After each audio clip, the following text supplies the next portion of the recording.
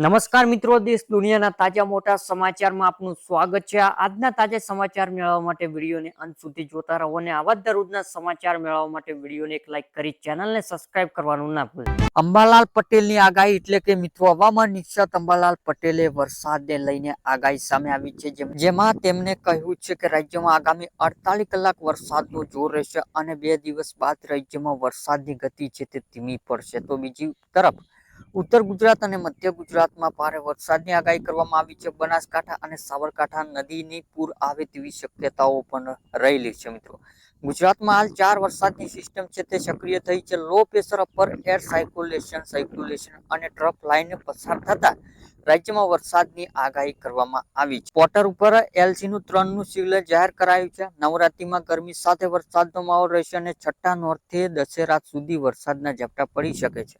દિવાળી આસપાસ વાદળછાયું વાતાવરણ રહેશે અને નવેમ્બરની શરૂઆત સુધી વરસાદની અસર રહી શકે છે. ત્યારબાદના મહત્વના સમાચારની માહિતી મેળવીએ તો મિત્રો, દિવાળી પહેલા ભેટ ખુશ ખબર એટલે કે સરકાર દિવાળી પહેલા દેશવાસીઓ માટે મોટી ભેટ આપી છે.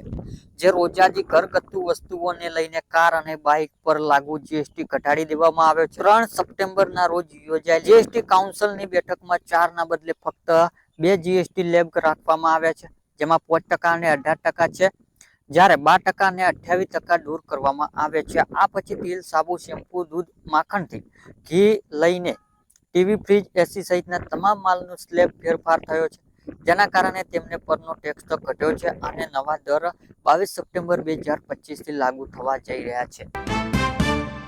ત્યારબાદના મહત્વના સમાચારની માહિતી મેળવીએ તો મિત્રો, ભરવાડ રબારી સમાજની મહિલાઓ માટે ખાસ યોજના એટલે કે ગુજરાત સરકારે ખાસ યોજના હેઠળ ભરવાડ અને રબારી સમાજની મહિલાઓને નાના ઉદ્યોગ શરૂ કરવા માટે 1,25,000 રૂપિયા સુધીની લોન વાર્ષિક 4% વ્યાજ દરે મળે છે. આ યોજના આર્થિક ઉત્પાદન યોજના હેઠળ ગુજરાત ગોપાલ વિકાસ નિગમ દ્વારા અમલ છે.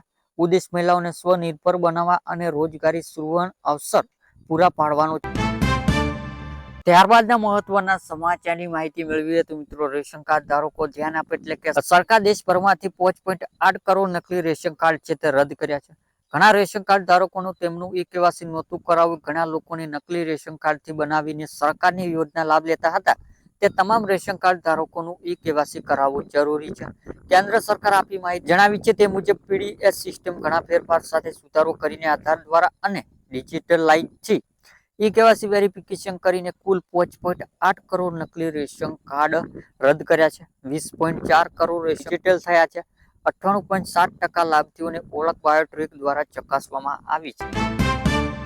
ત્યારબાદના મહત્વના સમાચારની માહિતી મેળવીએ તો મિત્રો, બાળકોનું આધાર બાયોટ્રિક અપડેટ માટે અભિયાન શરૂ કરાશે એટલે કે unit application authority of India એટલે કે યુઆઈડી 2 મહિના પછી તબક્કાવાર શાળાઓમાં બાળકોનું બાયોટ્રિક અપડેટ શરૂ કરવાની પ્રોજેક્ટ પર કામ કરી રહી છે. આ પગલાંનો હેતુ 7 કરોડ વધુ બાળકોને બાયોટ્રિક અપડેટની પ્રક્રિયા સરળ અને સુલભ બનાવવાનો છે. યુઆઈડી નિયમો અનુસાર બાયોટ્રિક ડેટા વિના 5 વર્ષ ઓછી ઉંમરના બાળકોને આધાર કાર્ડ આપવામાં આવશે.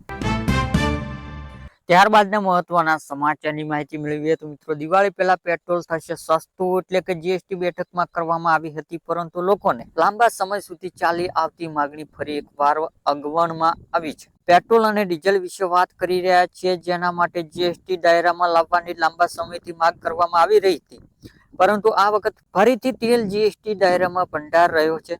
સરકાર પેટ્રોલ અને ડીઝલને જીએસટીના દાયરામાં કેમ નથી લાવી રહી નથી. ત્યારબાદના મહત્વના સમાચારની માહિતી મેળવીએ તો મિત્રો, દિવાળી વેકેશન તારીખો જાહેર એટલે કે ગુજરાત માધ્યમ અને ઉચ્ચતર માધ્યમિક શિક્ષક બોર્ડ દ્વારા શૈક્ષણિક વાર્ષિક 2025 અને 26 માટે શૈક્ષણિક કેલેન્ડર જાહેર કર્યું છે. જે મુજબ પ્રથમ શૈક્ષણિક સત્ર 15 ઓક્ટોબર સુધી ચાલશે અને ત્યારબાદ 16 ઓક્ટોબરથી 5 નવેમ્બર સુધી 21 દિવસનું દિવાળીનું વેકેશન રહેશે. ત્યારબાદના મહત્વના સમાચારની માહિતી મેળવીએ તો મિત્રો, પીએમ કિસાન યોજનાનો 21મો હપ્તો આ ખેડૂતો રહેશે વંચિત એટલે કે પ્રધાનમંત્રી કિસાન સન્માન નિધિ યોજના ખેડૂતો માટે મોટી રાહત સાબિત થઈ છે. એટલે કે આ યોજના હેઠળ નાના ખેડૂતો અને સીમાંત ખેડૂતો દર વર્ષ 6,000 રૂપિયાની આર્થિક મદદ મળે છે.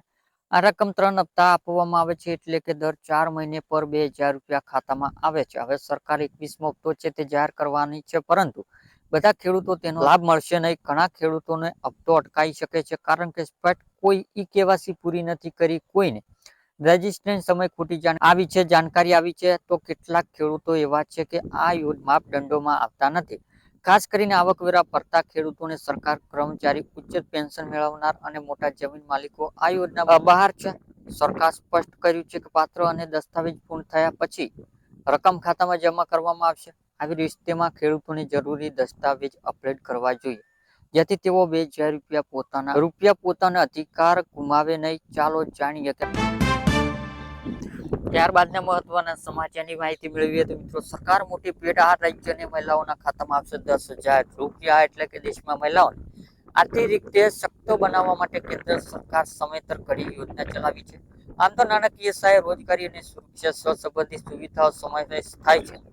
આ ઉપરાંત વિવિધ રાજ્ય સરકારો પણ પોતાની યોજના અમલ મૂકે છે જેથી મહિલાઓને સીધો લાભ લઈ શકે. તાજેતરમાં એક રાજ્ય સરકારે એક નવી યોજના શરૂ કરી છે. આ રકમ મહિલાઓને નાણાકીય જરૂરિયાત પૂરી કરવામાં અને તેમને આત્મનિર્ભર બનાવવામાં મદદ કરશે. ત્યારે એ જાણીએ લઈએ કે કયા રાજ્યોમાં મહિલાઓને આ યોજના લાભ મેળવી શકશે. મહિલાઓના ખાતામાં 10,000 રૂપિયા આવશે.